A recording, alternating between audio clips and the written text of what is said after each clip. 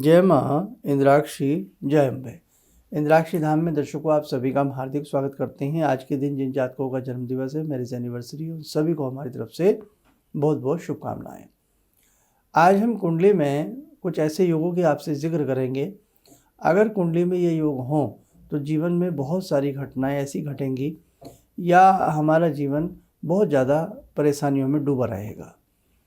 वक्त से पहले हम उन ग्रहों को सौम्य बना लें या उन ग्रहों का जो विस्फोटक योग बन रहा है उससे बचने के कुछ समाधान कर लें, उपाय कर लें, तो हमारे जीवन में कहीं ना कहीं सुख शांति हमें अवश्य प्राप्त होती है। तो आज हम कुछ ऐसी ही चर्चा आपसे करने वाले हैं। कई बार हम जीवन में बहुत परेशान होते हैं, लेकिन उसका कारण बहुत लोग ग्रहों को मानने के लिए तैयार नहीं होते, बहुत लोग इन चीज़ों को मानते नहीं हैं। तो आज का कार्यक्रम थोड़ा सा ध्यान से आप सुनिएगा, आपको बहुत कुछ समझ में आएगा। आइए पहले हम आज का पंचांग भी देख लें। 15 मार्च सन 2023, दिन बुधवार, संवत 2079, चैत्र मास, शुक्ल पक्ष, तिथि आज अष्टमी है। चैत्र मास कृष्ण पक्ष, तिथि आज अष्टमी है। नक्षत्र ज्येष्ठा और पूर्वाषाढ़ा का संयोजन रहेगा और राहु काल 12 से 1:30 रहेगा। दिशा शूल उत्तर पूर्व दिशा रहेगी। फाल्गुन मुंह पे चढ़ा है, तो शायद पीछे भी 1-2 एपिसोड में हमारे मुंह से फाल्गुन ही निकल गया है, जबकि चैत्र मास चल रहा है।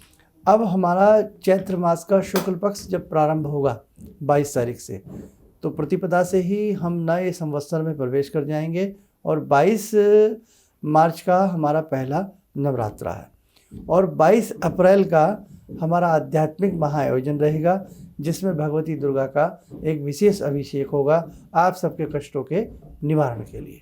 वो जानकारी हम देते रहेंगे।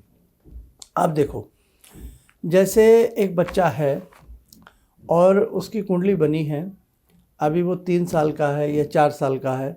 बच्चे के पंचम भाव में गुरु चांडाल दोष व्याप्त है, या एकल के बृहस्पति हैं, या गुरु चांडाल दोष कह लीजिए आप। गुरु चांडाल कब बनता है? जब बृहस्पति के साथ, गुरु के साथ राहु बैठ जाते हैं। तो गुरु चांडाल दोष है, तो ये विद्या का हनन करेगा। अब सबसे इम्पोर्टेंट एक विद्यार्थी के लिए उसकी विद्या होती है, और जब भी हमारे घर में जो बच्चे हैं हम उन्हें भरसक प्रयास करते हैं अच्छी शिक्षा देने के लिए, अच्छा पढ़ाने के लिए, और पता लग जाए कि बच्चे की कुंडली के पंचम भाव में ही, पंचम भाव विद्या का भी होता है, बुद्धि का भी होता है, पेट का भी होता है। पंचम भाव में कमज़ोर ग्रह बैठ गए और उस बच्चे का चंद्रमा भी कमज़ोर है, तो वो बच्चा पढ़ने में बहुत प्रयास तो करेगा, लेकिन मौके पर जाकर जो उसको लिखना चाहिए, बताना चाहिए, समझना चाहिए, वो चीज़ उसकी कमज़ोर पड़ जाएगी।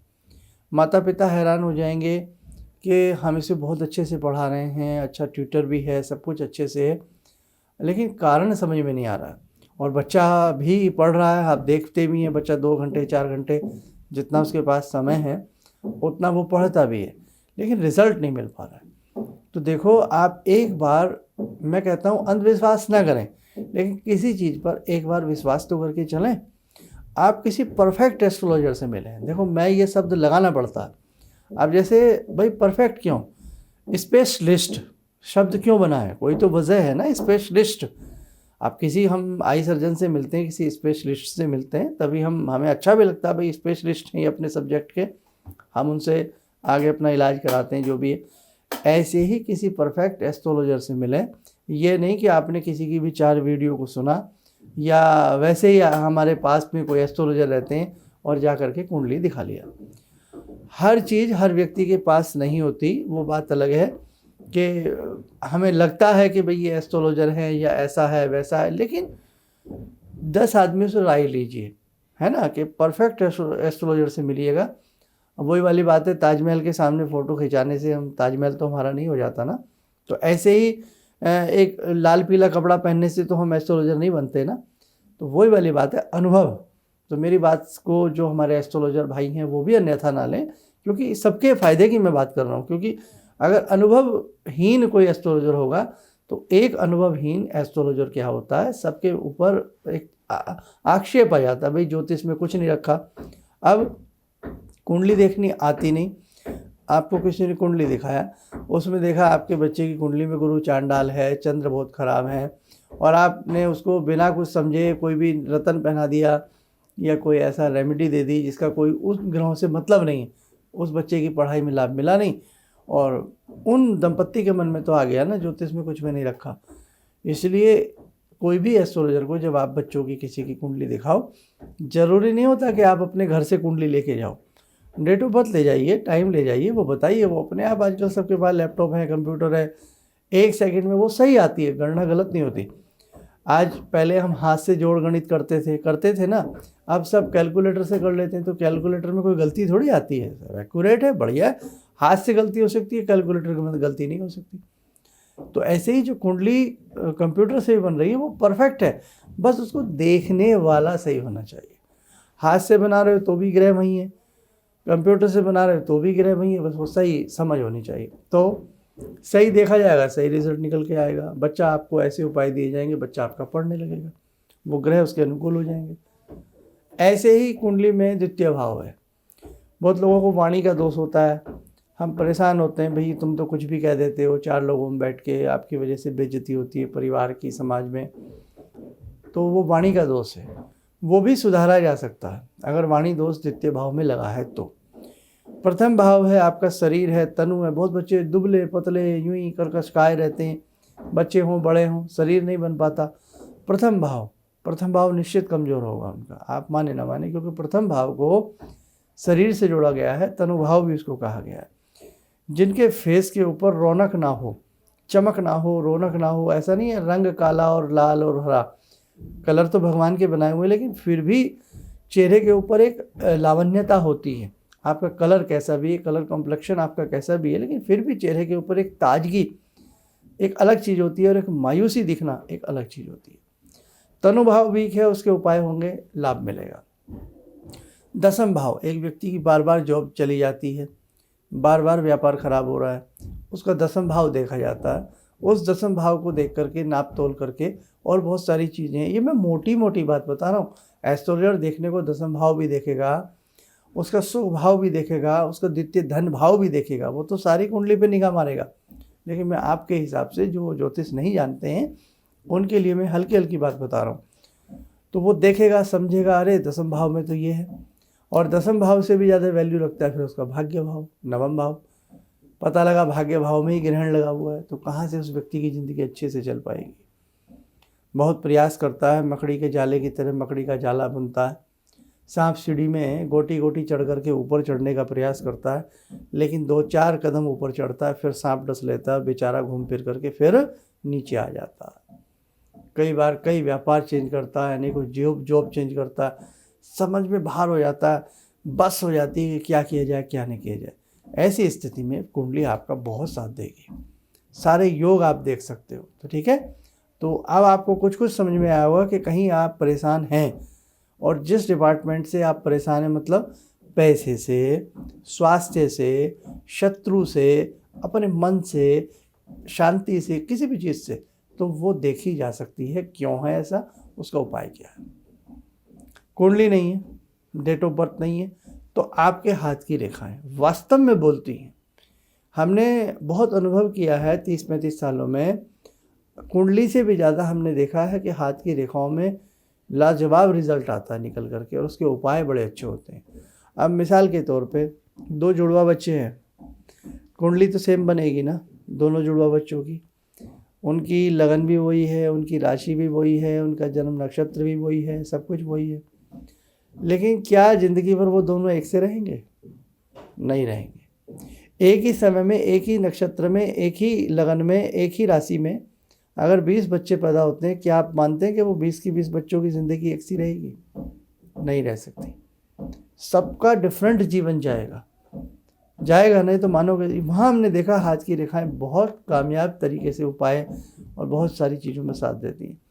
तो जहाँ आपको लगता है डिटेल नहीं है, हाथ की रेखाएं दिखाइए, दोनों ही चीज़ों का कॉम्बिनेशन दिखा करके आगे का ज़िंदगी अच्छी आप बना सकते हैं। बहुत प्यारी ये दोनों ही विद्याएं हैं।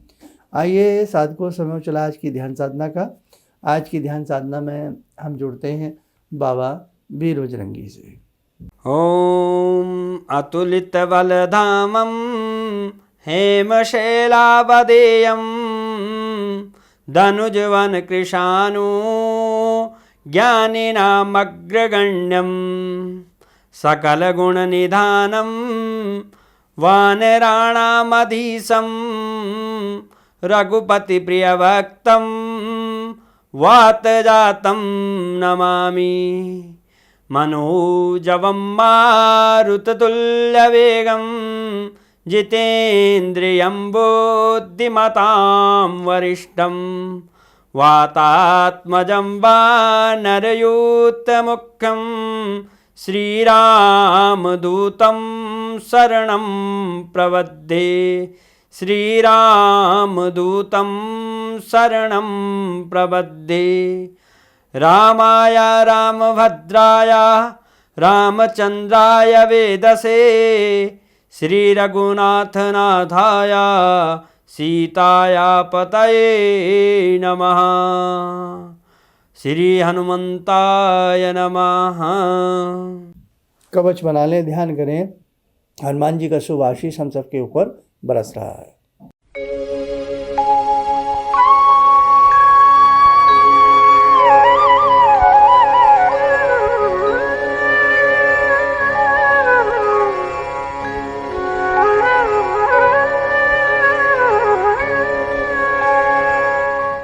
ओम बोलते हुए नेत्र खोलें, सामान्य हो जाए। देखो साधकों, आज हमने कुछ बातें की।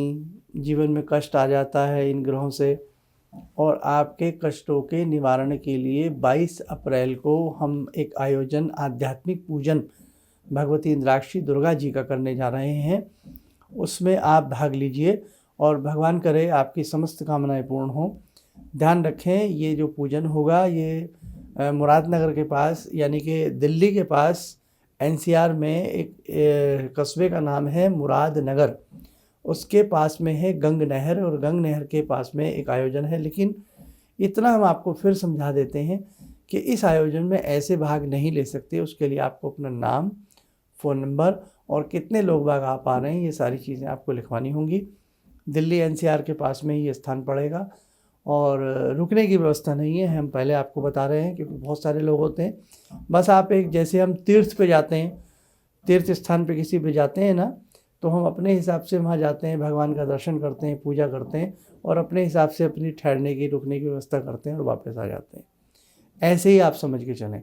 आपको अपने साथ में एक छोटी सी मेटल की, आपके घर में किसी भी प्रकार की दुर्गा जी की कोई फ़ोटो हो, उसको ज़रूर लाइएगा, तस्वीर हो, यानी कि मेटल की हो, धातु की बनी हो, चांदी की हो, धातु की हो, किसी भी चीज़ की हो, क्योंकि दुर्गा जी का ये अभिषेक है। आपके साथ में आपकी थाली में रखी जाएंगी और आप उनका अभिषेक करेंगे। विशेष प्रकार के मंत्र हमारे आचार्य पढ़ेंगे, और बाकी आप हमें यूट्यूब पे जो हमने लास्ट टाइम जयपुर आयोजन कराए हैं रुद्राभिषेक के, उसकी झलक देख सकते हैं।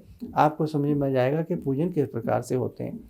बाकी पूजन की समस्त सामग्री, फूल, पत्ती, पंचामृत, सारी चीज़ें आपको वहीं पर दी जाएंगी। आपको किसी तरह का कोई पैसा खर्च नहीं करना है।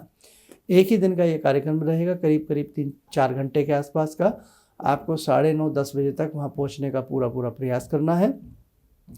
और जो लोग बहुत दूर से आ रहे हैं, मैं देख रहा हूँ 3-4 दिन से जो लोग नाम लिखवा रहे हैं, बहुत दूर दूर के हैं, तो भैया जो दिल्ली स्टेशन पर या कहीं भी दिल्ली वगैरह उतर रहे हैं फ़्लाइट से, तो वो अच्छा रहेगा अपने होटल की व्यवस्था आप लोग ऑनलाइन दिल्ली में ही करें, क्योंकि जहाँ ये आयोजन होगा दिल्ली के रेलवे स्टेशन से मान लें या एयरपोर्ट से मान लें, करीब 2 घंटे का, 1.5-2 घंटे का ये डिस्टेंस रहेगा जहाँ आपको पहुँचना होगा। वो बराबर हमारे ऑफिस से पूरा आपको गाइड किया जाएगा।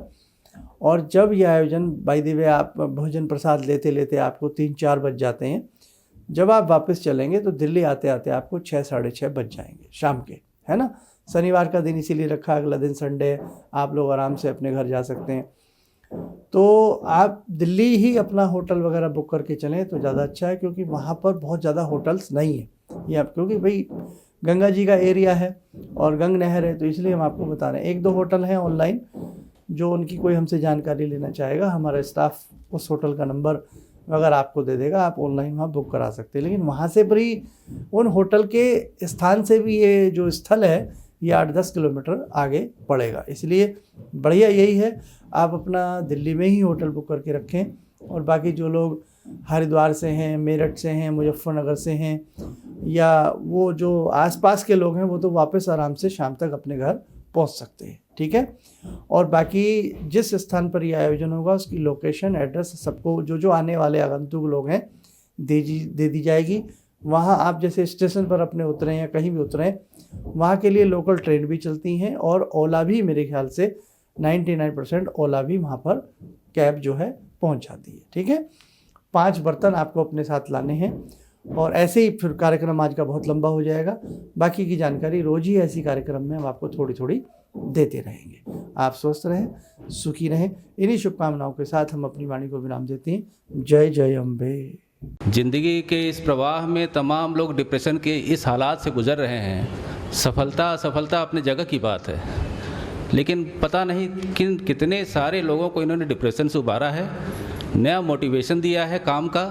इनका जो एक अनुभव था कि एक मेरी बातें इनसे लगातार कभी कभार हो जाया करती हैं। एक दिन मेरी बात हो रही थी, अचानक इन्होंने प्रश्न किया कि क्या आपके यहाँ कौवे आ रहे हैं। मैं बहुत तेज चौंका। करीब 4-5 दिनों से कौवों का झुंड मेरे घर पे मंड रहा था। तो मैं यही सोचने परेशान था, ये शुभ है अशुभ है, क्या चीज़ है। तो मैंने प्रश्न किया कि क्या मैंने आपको बताया कि मेरे घर में कौवे आ रहे हैं। कहने नहीं, मुझको दिखाई पड़ रहा है। तो कुछ तो अलौकिक है इनमें। दूसरा क्या, जो इनका उद्देश्य है, जब महाकुंभ में आए थे, मेरी इनसे वार्ता हुई तो मैंने इनका उद्देश्य जानना चाहा कि किस उद्देश्य के लिए आप काम कर रहे हैं। तो जो उद्देश्य उन्होंने मुझको बताया, मैं मन से इनके उद्देश्य के साथ जुड़ गया। इनके साथ तो जुड़ा था ही, अब इनके उद्देश्य के साथ भी हूँ मैं। किसी भी समस्या के समाधान के लिए मिले प्रसिद्ध हस्तरेखा एवं वास्तु विशेषज्ञ प्रोफेसर धर्मेंद्र शर्मा जी से। नोट: शिविर में भाग लेने हेतु एवं व्यक्तिगत रूप से मिलने के लिए कॉल करने का समय सुबह 10 बजे से शाम 6 बजे तक। हमारे विभिन्न ज्ञानवर्धक कार्यक्रम देखने के लिए आप हमें अभी सब्सक्राइब करें, बेल आइकन को प्रेस करें ताकि आप देख सकें हमारा कार्यक्रम सबसे पहले। और अधिक जानकारी के लिए फेसबुक पेज को लाइक करना न भूलें।